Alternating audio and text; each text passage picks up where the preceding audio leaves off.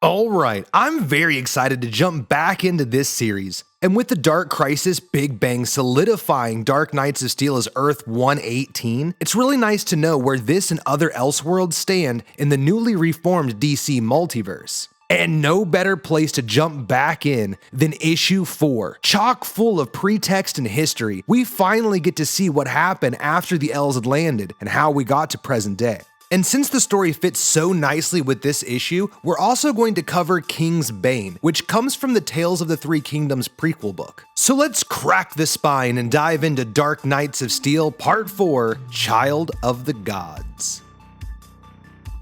We pick up exactly where we left off, deep in the heart of the land of Magnus. Alfred finds a safe place to store the green stone and then checks up on Bruce, who is feeling at odds with himself. He feels as if he's a hypocrite, as if he is no better than the freaks in the dungeon. But that's just it, he isn't. He isn't a freak, and he isn't any better than them, because they're not freaks either.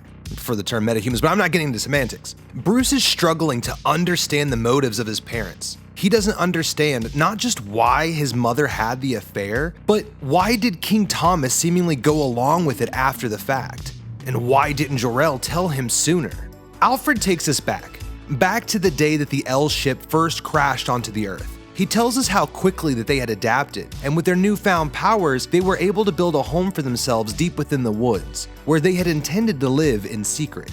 It was said that at night they would use their incredible hearing to listen to the nearby kingdom, learning their language and customs.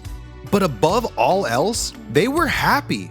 Until one night, when a familiar rumble awakens the Elves. They were understandably alarmed, having just survived the eruption of their own planet. They used their heightened senses to feel out and follow the ripples of the quake back to its source, to Mount Kristoff. They quickly determine that the mountain will erupt in just 2 days' time, likely destroying everything that they had built.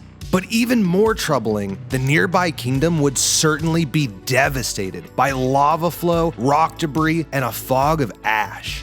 The scientists get to work creating a detailed plan on how the Waynes could divert the crisis by digging trenches for the lava and making masks to protect them from the smoke and ash. If the king and queen acted quickly enough, they could protect their people.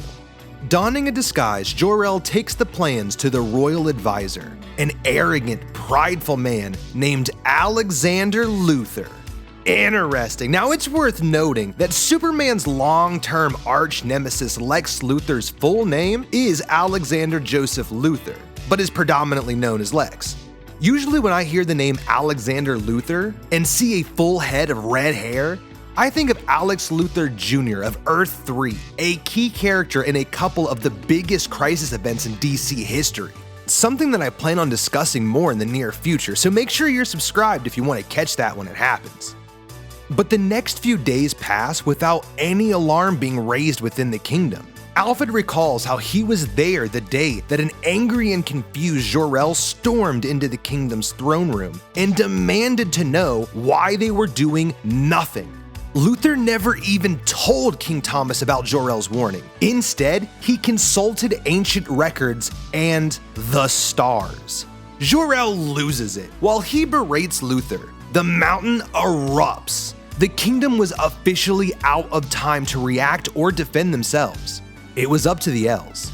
And Alfred tells Bruce how Laura just walked past the royal guards. Their spears snapped off of her body as if they were made out of grass reeds. He mentions how he was the last survivor to a land lost to war, and how Thomas and Martha took him in, making him a member of their court. He would have died to defend them from any danger, but they were not in any danger from the Elves. To prove their trust to the kingdom, to prove that they were not a threat, they left their newborn in the care of Martha Wayne, which is vitally important, and we'll get back to it in a moment. Basically saying, we trust you enough to place the most precious thing that we have in your hands. Please trust us enough to place the fate of your kingdom in ours. And then they raise up and reveal their powers to the world as they soar out of the castle over the kingdom and collide with boulders and debris. They pulverize the falling rock and score a deep trench into the land to divert the lava flow and even inhale the dangerous smoke and ash, and within seconds, the Elves have saved the kingdom. And even though they had been so concerned with revealing themselves and their powers, after performing such heroic feats, they were welcomed by the people with open arms. They were loved by the people and shared with them knowledge and conventional technology from their world that had yet to be discovered here. They quickly became the closest friends that the Waynes and Sir Alfred had. However, the news of them quickly traveled the lands to neighboring kingdoms, and fears of a prophecy began to churn. Okay, so getting back to the importance of Martha holding baby Cal. According to Alfred, King Thomas wasn't able to father children, and he and Martha had tried and tried to no avail. Ultimately, the king focused his attention on the kingdom and the worries of his people. So personally, I don't think it was love or lust or a passionate affair between Martha and Jor-El. It's described as a single night, which more than likely stems from Martha's desire to have a child. Nevertheless, this understandably devastates both relationships. However, as Bruce grew, the resentment in Thomas's heart melted away. The growing bond between Bruce and Cal started to heal the wounds between the families, and by the time Zala was born, it's clear that the Els had reconciled things between them as well. Now, this is where things really start to escalate. Both families were on a diplomatic journey to Amazonia when one of the carriages was demolished by a green blast. The Waynes' carriage was completely destroyed. King Thomas was incinerated. The blast came from the man once known as Luther, the cruel Joker, the Green Man. Luther had been missing since the eruption of Mount Christoph, having found something within the mountain that tainted and further corrupted his mind. And apparently, he missed, having hoped to destroy the Els who shamed and bested him, instead having killed the king and queen that stripped him of his title and banished him. Either way, the insane Luther doesn't seem to mind. Jor-El chases after him as Laura rushes to Martha's side. Remarkably, Bruce is unharmed, and knowing that her son will live on, Martha makes a final decree.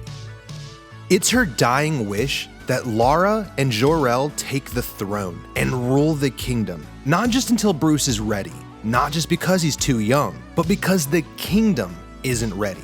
The Waynes covered up his parentage, and the people won't accept Bruce, not at first. It's Martha's hope that the wisdom, strength, and compassion of the Els will shape and change the people so that one day Bruce could take his rightful place as king. And in her last words, she begged Laura to love Bruce as her own.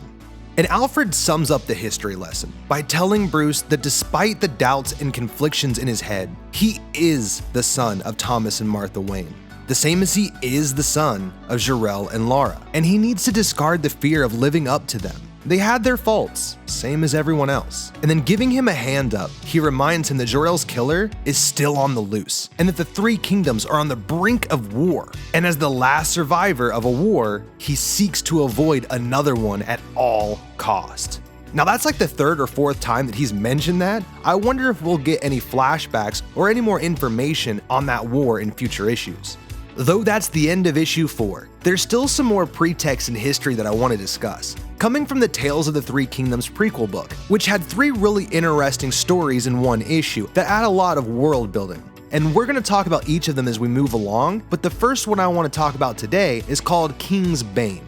While traveling through Hobbs Forest, Prince Bruce's entire military escort is cut down around him by an attacker identified as King's Bane.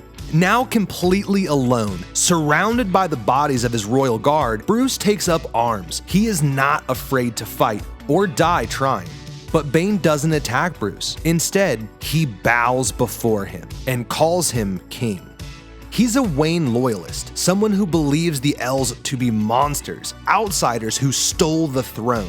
He then tells young Bruce where he could be found when he's ready to learn how to fight, how to properly fight, and how to kill monsters. Later in the White Stag Inn, Bane, Fiddler, Cheshire, Scoundrel, and Ragdoll weigh the odds that Bruce will show. Bane is quite confident that he will come, because he should know better than anyone that monsters with powers need to be stopped.